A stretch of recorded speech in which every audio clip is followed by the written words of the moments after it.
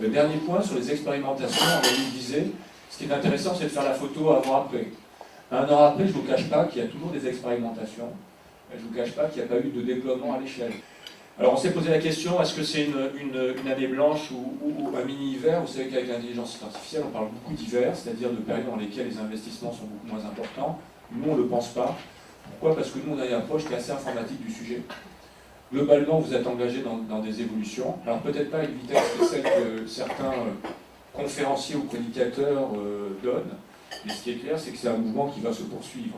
Vous savez qu'on a une vision, une définition de l'intelligence artificielle assez ouverte, assez extensive, qui prend en compte aussi tout ce qui est automatisation. On inclut aussi la robotisation, donc quelque part aussi un peu les RPA. Donc on voit que là, il y a quand même des phénomènes de continuation.